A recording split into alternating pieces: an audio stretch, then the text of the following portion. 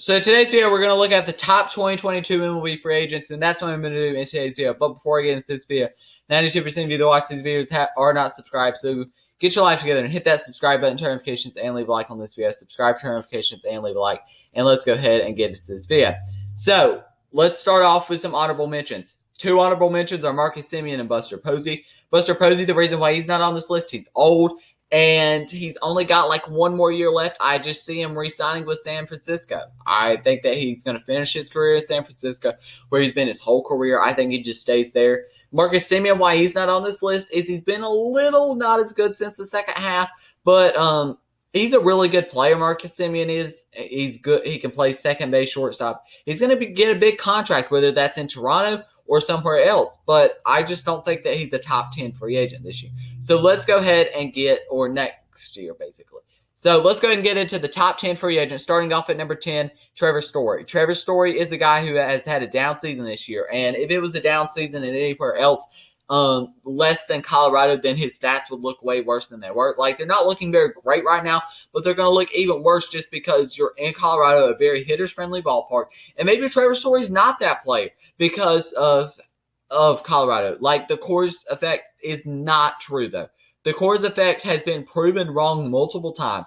Arenado has been good since going to St. Louis. G.J. LeMahieu was even better since leaving Colorado. There's been a lot of guys that have proven the Coors effect wrong, and I think that Trevor Story is a very good player. And I said he was like the number 2 shortstop in baseball coming into this year. And I look smart for that with how bad Lindor was for the Mets so far this year. He's only 28 years old, probably going to get a long-term contract. But I don't think he's going to be going to any more of a winner than he already is. The Rangers, the Mariners, like I would say, are some teams that could sign him. But if you're Trevor Story, yes, you get to go back home with Texas. But, I mean, they're not going to be competing right now. 15 home runs for him this year, 54 RBIs, and a 256 batting average, 333 on base percentage, and a 458 slugging percentage. But the Rangers are ready to, in a few years, they're going to be really ready to go. At number 9, I'm going to go with Nick Castellanos. Castellanos is a guy that I feel like just does not get enough love, especially considering that I think he should be in the MVP conversation. I think that he really should be in that MVP conversation for the NL. And he's only 29 years old. Yes, his fielding is garbage. His fielding is not good at all. But you can make up for the fielding in right field for an NL team with how good of Nick Castellanos' hitting is. He's got 19 home runs this year, 62 RBIs, 319 average, 375 on base percentage, and a 563 slugging percentage. You expect a guy with the power of him to have like a very low batting average? No, he still hits for a 317 batting average. Just talk about Nick Castellanos and how good of a player he is. Next up at number 8, I've got Carlos Rindon of the Chicago White Sox. Rindon has had a year this year. This guy is a guy that had a horrible 2020, was a guy that we didn't even think may make their team nor rotation. And when he's been healthy this year, minus him being on the 10-day injury list right now, he has had a great year. 9-5 with a 2.38 ERA this year. He's had a phenomenal year for a White Sox rotation that has had a phenomenal year, period. Rindon is a guy that comes with a little bit of risk. What if he's not like this next year? But I think if he can stay healthy, we've seen why he would be this good of a player. He was the 3rd pick overall in the 2014 draft, and he signed to a $3 million contract this year. The White Sox are absolutely they're just stealing money from Carlos Rindon. Kevin Gossman at number 7 is another guy. We've always saw flashes of Kevin Gossman being this really good pitcher, but he's really shown that this year. Kevin Gossman has been lights out this year. Only at age 30, a team is going to be looking to give him a major contract, whether that is in San Francisco or not. But San Francisco should at least look at exploring a contract extension with this guy. He's 11-5 with a 2.29 ERA.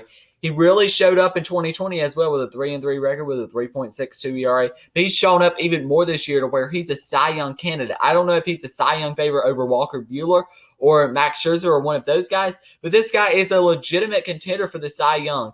and is a big part of why the Giants have been so good this year. At number 6, Cory Singer.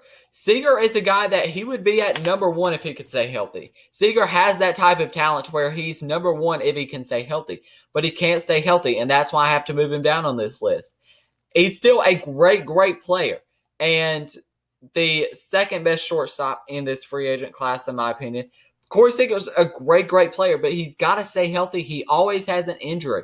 Every year has an injury. 5 home runs, 25 RBIs, and a 271 batting average this year in a limited sample size. But we saw what he could do in 2020 when he was fully healthy with 15 home runs, 41 RBIs, and a 307 batting average. We saw glimpses and a lot of Cory Singer being a really good player, and we know that he's a really good player. It's just a matter of him staying healthy, and yeah.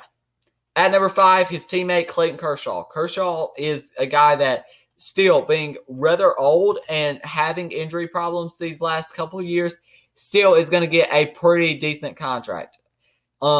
They've transferred him to the 60-day injury list. They're thinking he'll be back maybe September-ish. We doubt September-ish, but Clayton Kershaw is a very, very good pitcher. Now, a lot of people like to go with a hot take of saying he's washed and stuff. But this guy's not washed. He had a 3.39 ERA in 2021 so far and 9 wins against 7 losses this year. He's a really good pitcher. We saw that in 2022. Yes, he's 33 years old, which means he'll probably get like a 3-ish year contract. And yeah, he's probably going to stay with the Dodgers for the rest of his career. Next up at number 4, Carlos Correa. Correa is the best shortstop in this class. Correa has had some injury problems in his past too. But if he can stay healthy, that's what makes him a better shortstop than Cory Singer. I think if both were healthy, Cory Singer is the better shortstop. But I think if it's between the help of Cory Singer, which is not good, he's had 18 home runs this year, 61 RBIs, and a 271 batting average. Correa has been really, really good this year, and Correa's on a great Astros lineup. And Correa's a guy that probably may stay, but this guy's only getting paid $11 million this year, getting an absolute steal of a contract this year. But the Astros, if they want to keep him, are going to have to pay him next year. And Correa's been great this year. That's why I think he's the best shortstop in this class, with loaded shortstops like Correa, Seeger, Trevor Story, Javi Baez. There's so many good guys that are shortstops, and in this next free agency class, which means that teams can go for a little bit of a cheaper guy in Javi Baez, and in most years he would be one of the better ones, but he's not even mentioned in the top 10. Next up at number 3, Kris Bryant. Kris Bryant just got traded from the Cubs to the Giants a couple weeks ago, and he's been great since coming over to San Francisco. He seems a lot more motivated, and he just seems like an overall just better player when he's actually on a winner, and he shows up in playoff time too. He's only 29 years old, versatile, can play third base, can play the outfield, can play first base. Kris Bryant is a great, great player, and Kris Bryant this year so far between the Cubs and the Giants has 19 home runs, 55 RBIs, 268 batting average, 356 on base percentage, and a 496 slugging percentage. He has had a bounce back year from what was a really bad year last year, and this guy has proven to be why he is a top 3 free agent in next year's class. At number 2, Max Scherzer. Max Scherzer, I think, is the best pitcher in next year's free agency. And here's the thing. If I'm the Dodgers, I'm still willing to give him a 3 or 4 year contract to return, because Max Scherzer has not shown at all that age has been getting up for him. Nothing has stopped him. There has been no road in the block for him yet as far as age goes. And between the two teams in 2021, 9-4 with a 2.67 ERA. Had a down season in 2020 with a 3.74 ERA. Max Scherzer is one of the best pitchers in baseball. I personally think that he's number 2 behind DeGrom. I think that he's that good. And people will start talking about him more because he is in LA instead of Washington. And the number 1 free agent, go ahead and say I'm biased, it's Freddie Freeman. Freddie Freeman is the best free agent in next year's class. And I had this before the season too. He has been great in the second half. He has been absolutely phenomenal in the second half. He's only 31 years old. I think that teams will be willing to give him a 3 or 4 year contract. And I hope, as a Braves fan, that they re-sign this guy because he's so good. He was the NL MVP in 2020. And I wouldn't be shocked if he gets it in 2021 as well with 24 home runs, 63 RBIs, and a 288 batting average, 388 on-base percentage, and a 491 slugging percentage. Yes, it's not a big deal this year of who gets MVP because we know Tatis would have won it if he was healthy the full year. But Freddie Freeman, if he leads the Braves to a division-winning year, then I think that it is definitely a possibility that Freddie Freeman gets a National League MVP 2 years in a row. So that's my top 2022 MLB free agents. So here's my list. Trevor Story at 10, Nick Castellanos at 9, Carlos Rindon at 8, Kevin Gossman at 7, Cory Singer at 6, Clayton Kershaw at 5, Carlos Correa at 4, Chris Bryant at 3, Max Scherzer at 2, and at 1 is Freddie Freeman, in my opinion. So yeah, that's going to be the end of this video. If you enjoyed it, make sure you leave a like, subscribe, and notifications because, like I said, 92% of you that watch these videos are not subscribed. So go ahead and get your life together and hit that subscribe button, notifications, and leave a like. Thank you for watching, and peace.